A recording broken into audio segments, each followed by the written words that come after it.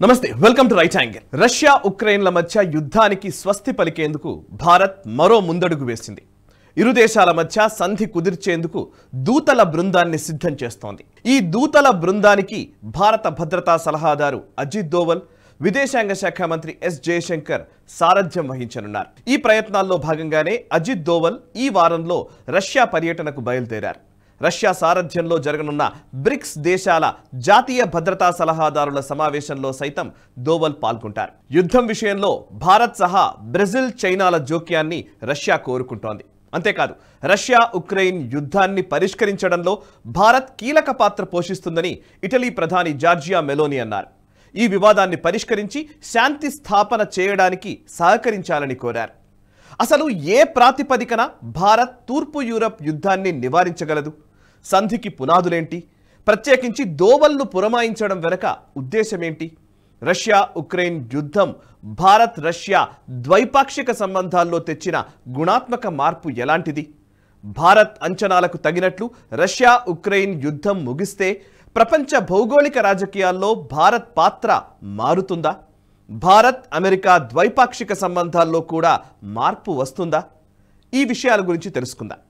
6 మాసాలుగా రష్యా ఉక్రెయిన్ల మధ్య సయోధ్య గురించి భారత్ పదే పదే ప్రస్తావిస్తోంది.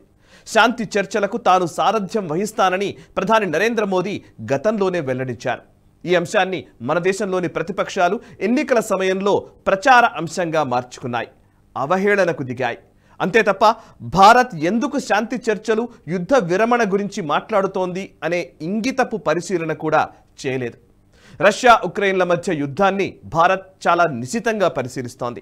సైనిక దృష్టితో దౌత్య కోణంలో పరిశీలించింది. రష్యా ఉక్రెయిన్ యుద్ధంలో పశ్చిమ దేశాల జోక్యం వల్ల ఆసియా ఖండంలో చెలరేగే అశాంతిని, దానివల్ల ఉత్పన్నమయ్యే పరిణామాలను భారత్ అంచనా కట్టింది. పశ్చిమ దేశాల నిర్ణయాలను, అభిప్రాయాలను అంగీకరించడానికి లేదా తటస్థమైన వైఖరిని ప్రదర్శించడానికి భారత్ ఇప్పుడు ససేమీరా అంగీకరించడం లేదు. పశ్చిమ దేశాలకు భారత్ ఇప్పుడు కేవలం మిత్రరాజ్యమే కాదు, నిర్ణయాధికారంలో భాగస్వామి కూడా. India is described through the narrative that it is an ally of the West. It is not there yet. India is a partner and wants to develop closer ties with the West. ఇటీవలి కాలంలో విదేశాంగ విధానంపై మారుతున్న భారత వైఖరి ఆధారంగా అంతర్జాతీయ పరిశీలకులు చేసిన గంభీరమైన పరిశీలన ఇది.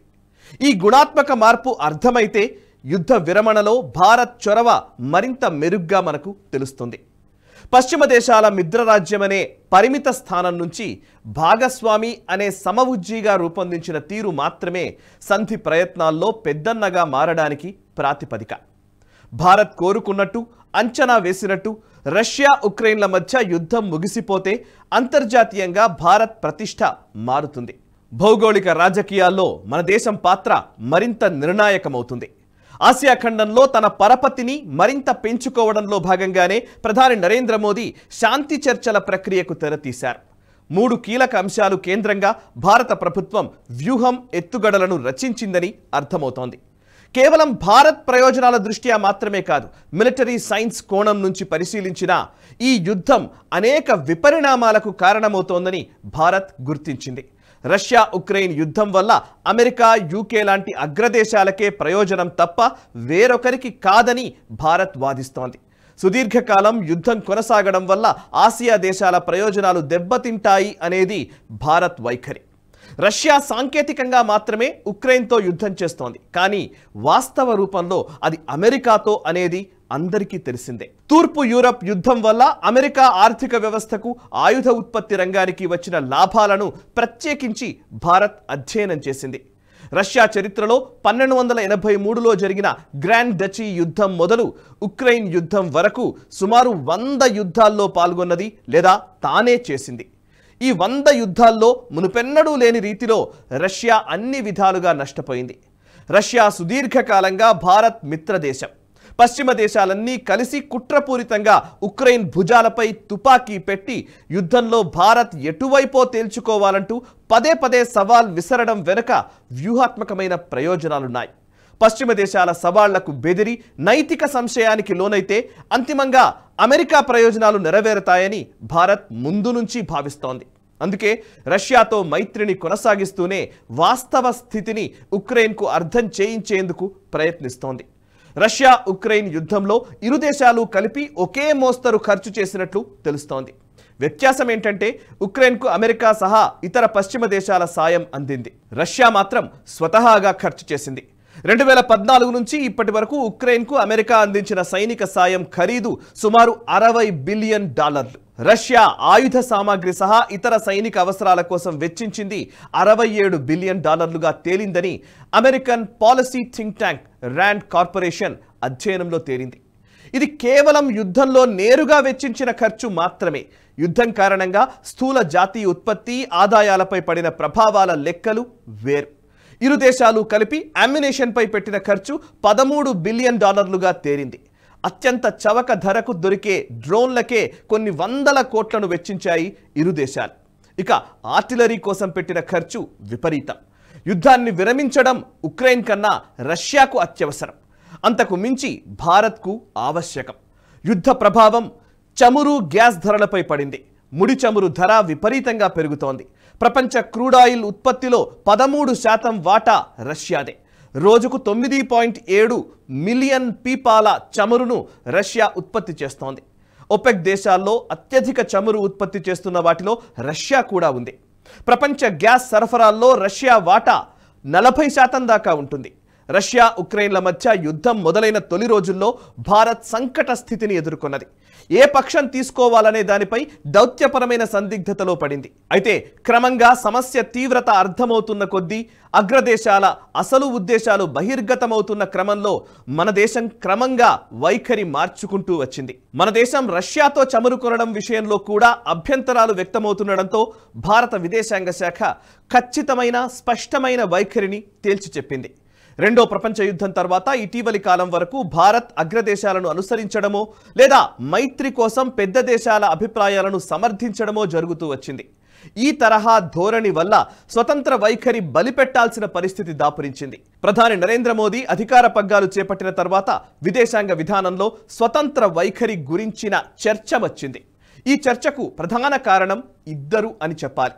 ఒకరు దౌత్య రంగంలో అనుభవం ఉన్న ఎస్ జయశంకర్ అయితే రెండో వ్యక్తి అజిత్ దోవల్. రక్షణ భద్రతా రంగంలోనే కాదు, రెండు రంగాలతో నేరుగా సంబంధం ఉన్న విదేశాంగ వ్యవహారాల్లో కూడా దోవల్కు విశేషమైన ప్రవేశం ఉంది. ఈ ఇద్దరి కారణంగా విదేశాంగ విధానంలో మార్పు వచ్చింది. సరిగ్గా ఇదే సమయంలో ప్రపంచ భౌగోళిక రాజకీయాల్లో అనేక మార్పులు వచ్చాయి. పశ్చిమాసియా పరిణామాలు, తూర్పు యూరప్ ఘర్షణ ఇందులో ప్రధానమైనవి. ఇదే అదనుగా భారత్ తన స్వతంత్ర వైఖరిని వెల్లడించడం ప్రారంభించింది. భారత్ కేవలం పశ్చిమ దేశాల మిత్రరాజ్యమనే భావనకు పరిమితం కాదని, ఇక మీదట అన్ని కీలక నిర్ణయాల్లో భాగస్వామి అనే వైఖరిని పదే పదే వెల్లడిస్తూ వస్తోంది. రష్యా ఉక్రెయిన్ యుద్ధానికి చరమగీతం పాడడంలో భారత్ చొరవ చూపడం వల్ల మన నిర్ణాయక పాత్ర ప్రపంచానికి రూఢీ చేసినట్లవుతుందని ప్రధాని నరేంద్ర మోదీ భావిస్తున్నారు. అందుకే సయోధ్యను ప్రతిపాదిస్తున్నారు. ఈ యుద్ధం ముగిస్తే ఆసియా ఖండంలో భారత్ ప్రతిష్ట పెరుగుతుంది. మధ్య ఆసియా దేశాలతో సంబంధాలు మరింత మెరుగుపడతాయి. భారత్ చొరవకు మరో ప్రధాన కారణం రష్యా భారత్ ద్వైపాక్షిక సంబంధాలపై ఉక్రెయిన్ యుద్ధ నేపథ్యంలో జరుగుతున్న కుట్రపూరితమైన చర్చకు ముగింపు పలకడం కూడా ఒకానొక ఉద్దేశమని చెప్పాలి. అమెరికా భారత్కు కీలకమైన ప్రధానమైన భాగస్వామ్య దేశమే అయినప్పటికీ రష్యా ప్రాధాన్యతను కూడా కాదనలేం. దీన్నే అంతర్జాతీయ పరిశీలకులు the US today is unquestionably more important to India than Russia is, but India cannot ensure its security and pursue its national interests without solid ties to Russia గా పేర్కొంటారు.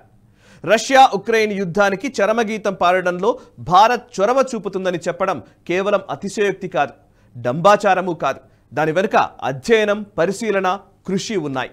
సుదీర్ఘ అనుభవంతో రచించిన వ్యూహం, ఎత్తుగడలు కనిపిస్తాయి. ఉద్రిక్త భౌగోళిక రాజకీయ మైదానంలో భారత్ గళాన్ని సమర్థవంతంగా వినిపిస్తున్న జయశంకర్, దోవల్ పాత్ర చాలా కీలకమైంది. అందుకే వారిద్దరి పాత్ర ప్రధానంగా కనబడుతోంది. సంకుచిత దృష్టితో అధికార రాజకీయాల యావతో మన దేశంలోని ప్రతిపక్షాలు, అందులోనూ ప్రతిపక్ష నాయకుడు చిల్లర మల్లర వేషాలు వేస్తూ విదేశాల్లో పర్యటిస్తుంటే మోదీ ప్రభుత్వం చాలా గంభీరమైన లక్ష్యాలు సాధించడంలో నిమగ్నమై ఉంది. అనుకున్నది అనుకున్నట్లు జరిగి రష్యా యుద్ధం ముగిస్తే భారత్ ప్రతిష్ట మరింత పెరుగుతుంది. అమెరికాకు కోపం వచ్చినా తన అనివార్యతలను అంగీకరించక తప్పని స్థితిని ఆమోదించాల్సి వస్తుంది. భారత్ అమెరికా ద్వైపాక్షిక బంధం ప్రాధాన్యతలను పునర్నిర్వచించుకోవాల్సి వస్తుంది. చైనా సైతం భారత్ విషయంలో తక్షణ అవసరాల కోసమైన అభిప్రాయాలను మార్చుకోవాల్సి ఉంటుంది. నచ్చితే లైక్ చేయండి, 10 మందికి షేర్ చేయండి అండ్ మీ కమెంట్స్ ద్వారా మీ అభిప్రాయాలు మాతో పంచుకోండి. విస్తృత పరిశోధనతో కూడిన ఈ వీడియోల నోటిఫికేషన్స్ మిస్ కాకూడదంటే వెంటనే నేషనలిస్ట్ హబ్ని సబ్స్క్రైబ్ చేసుకోండి. అండ్ అంతేకాదు నేషనలిస్ట్ హబ్ మాత్రమే కాదు, NH TV and NH prime OTT ఛానల్ని కూడా సబ్స్క్రైబ్ చేసుకొని జాతీయవాద జర్నలిజాన్ని ప్రోత్సహించండి. Thank you very much. ఈ వీడియో మీకు నచ్చినట్టయితే లైక్ చేయండి, 10 మందికి షేర్ చేయండి. అలాగే కామెంట్ల రూపంలో మీ అభిప్రాయాలను మాతో పంచుకోండి. Nationalist hub group of channels ను సబ్స్క్రైబ్ చేసుకుని తెలుగునాట జాతీయవాద జర్నలిజాన్ని ప్రోత్సహించండి. ఈ వీడియో కింద ఉన్న బెల్ ఐకాన్ పై క్లిక్ చేయడం మర్చిపోవద్దు.